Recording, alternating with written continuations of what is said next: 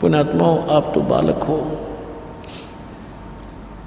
परमात्मा के जो प्रयत्न थे आज से सन 1398 से सन 1518 तक 120 वर्ष तक, ये दास उनमें से गुजरा है अब वर्तमान में।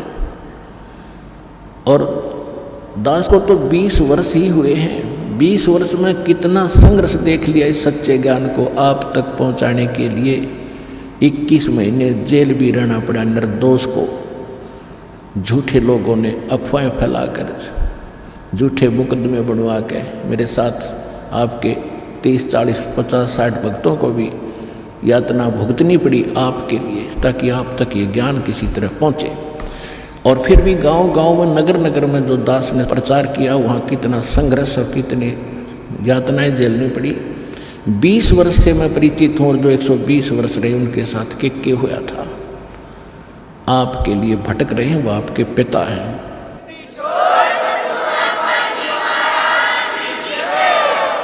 और आपने काल की भांग पी रखी, माया की।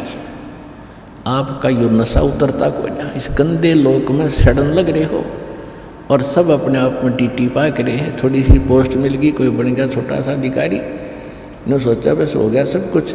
अब तो ये तेरी पिछली कमाई है 10, 20, 50 वर्ष की। और फिर आगे अगले में क्या होगा तेरे साथ? फिर पीछे तू पशुआ की जय गद्दा बैल बनाई, ये 56 भोग कहा मन गौरे कि तक कुरडी चढ़ने जाए। आपकी वहाँ बुद्धि नहीं जाती, भगवान की बुद्धि वहाँ जा रही है। आपको समझा रहे हैं, इसको जोर दे, इसके ऊपर कुछ विचार कर, विवेक कर, तेरा भविष्य सुधरेगा। इस जन्म में भी सुख तुझे, परलोक भी सुखी होगा तेरा। आपके लिए भटक रहे हैं भगवान। कबीर ये माया अटपटी, सब गट आन अड़ी, किस किस को समझाऊं या कुएं भांग पड़ी। 21 ब्रह्मांड में यह भांग डाल रखे इस कुएं में। जिसने इसका जल पी रखा, सब एक जैसी भाषा, एक जैसे विचार और एक जैसी गतिविधि रखते हैं। अब इस सत्संग से, परमात्मा के इन विचारों से आपकी ये एंटीबायोटिक टेबलेट कैप्सूल है, ये खाने से आपकी भांग उतरेगी, आपका नशा उतरेगा, आपकी आत्मा तड़फ उठेगी।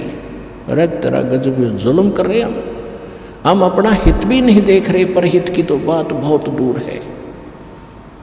जब हम अपना हित देखेंगे तब हम परहित भी कर सकते हैं। जब तक हम अपना हित नहीं देख सकते तो हम परहित नहीं कर सकते थे। कितनी बात बना ली। आज आप देख रहे हो जिन आपके भाई बहनों ने अपना हित देखा कि हम कल्याण करवाएं, अपना भक्ति करें, और उनके घरों में कितना सुख, और फिर वो परहित कर रहे हैं। यहाँ देखो आप आते हो, आपके लिए बिछे बिछाए मैट मिलते हैं, बनी बनाई रोटियां मिलती हैं, चाय तैयार मिलती है, प्रसाद तैयार मिलता है, हलवा तैयार मिलता है, खीर तैयार मिलता है। ये परमार्थ करना सीखेगा जिसने अपना हित सोच लिया कि मेरा हित इसमें है। अपने पेट के लिए तो हमारे दादे परदादे मर गए, 100 वर्ष धक्के खा के भटक गए, यो पेट पूरा ना हुआ। और जब हम परमार्थ करेंगे तो देखना अपना भी हित होगा और पूरे विश्व का भी हित इसी में होगा।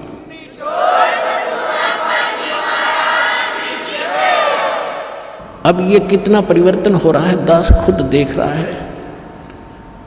कहीं किसी का कोई धन पड़ा है, हमारा भक्त उठावेगा नहीं,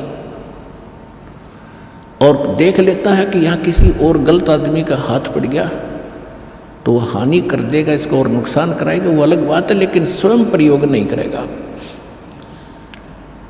एक भक्त बता रहा था कि एक व्यक्ति के कोई जा रहा था, व्यापारी था, उसके 3 लाख रुपए गिर गए, एक थैला था, और मैं पीछे पीछे आ रहा था।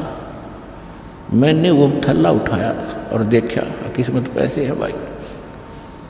उसको मैं वहीं लेकर खड़ा हो गया, कम से 3-4 घंटे में वहीं खड़ा रहा आसपास।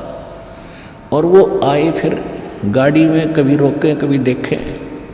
मैंने उनके पास जाकर कहा, भाई क्या गुम हो गया? जी पैसे गिर गए हमारे। कितने थे भाई? कितने थे? कैसे कैसे नोट थे? कैसे थे? ये थे। अकेले आप कर 4 घंटे हो गए मैंने आपकी इंतजार करते थे। और नहीं तो बच्चों, जब भगवान साथ ना होता, देख काख में और करा कि जाकर देखो पीछा। तो दास चाहता कि ऐसा जमाना आवे और ये पता चले कि भगत ऐसे होते हैं और फिर भगवान कितना प्रसन्न होगा आपसे। तो इस प्रकार हमने एक साधु भक्त और साधुता में आना पड़ेगा, हमने मन जीती बनना पड़ेगा। कहे कबीर और सब दुखिया संत सुखी मन जीती हो। आप मन जीत के न्यू मन जीता जाएगा भगवान के ज्ञान से। जैसे अज्ञानता में अनजान बालक विष पड़ा हो चाहे कितना पड़ा हो पूरा खा जाएगा, और जब उसको पता चल जाएगा विष का एक कण कण भी कहीं गिरा हो और ये पता हो कि ये विष है, उसको छुआ नहीं गा, उसको तो मिट्टी में दबाओगा नीचे, कोई और भी ना खा ले। जैसे किरका जहर का रंग होरी हो, कहो कौन तिस खावे राम रंग होरी हो।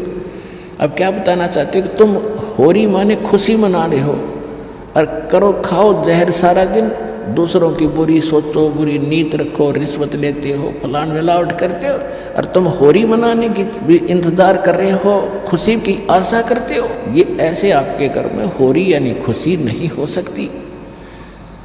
होरी कैसे होगी? जैसे किरका जहर का रंग होरी हो, किरका माने कण, और कहो कौन तिस खाव राम रंग होरी हो, कि जिसने नो पता लगा जहर है फिर कौन खाओगा। और फिर देखियो इस राम रंग परमात्मा की तरफ से आपको कितनी होरी यानी खुशी मिलेंगी।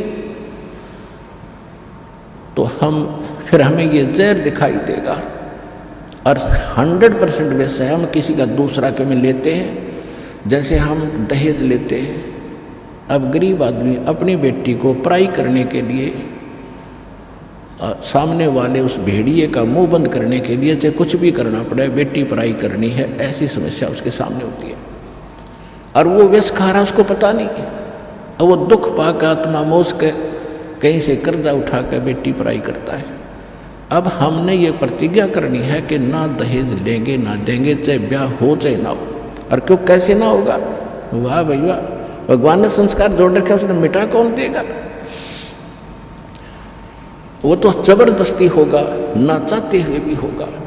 ये तो हम बकवाद करते हैं, सिर्फ इन पैसे वालों ने शुरू की थी, मायाधारी मस्करों ने, और मीडियम स्तर के गरीब व्यक्ति तो बेमतलब उस परंपरा में पीछे जाते हैं। तो हमने ये नहीं करना है, क्योंकि ये फिर हमने देना पड़ेगा अगले जन्म में। तो हम ये संस्कार घटाएंगे बढ़ाएंगे नहीं। यदि भक्ति करनी है, नहीं तो वे करो जो तुमने कर रहे हो, थारी मौज है। फिर भक्ति और मोक्ष की इंतजार मत करिए, लेकिन मर्यादा भंग करके चलोगे तो मर्यादा में रहो, आप भी सुखी, आपके बच्चे भी सुखी, आपकी बेटी भी सुखी रहेगी, क्योंकि आप उसको भगवान से जोड़ दो। जब भगवान साथ होगा तो उसकी कमी किस चीज़ की रह जाएगी? जब नितर भक्ति सच्चे मन तक करेगी, वह लगन से रहेगी, मर्यादा में रहेगी, अगले कुल को भी सुधार देगी हमारी बेटी। जा करके उनको विवश होना पड़ेगा उसकी साधना को और उसकी नेचर को देख करके। तो इसी प्रकार ये प्रचार होगा।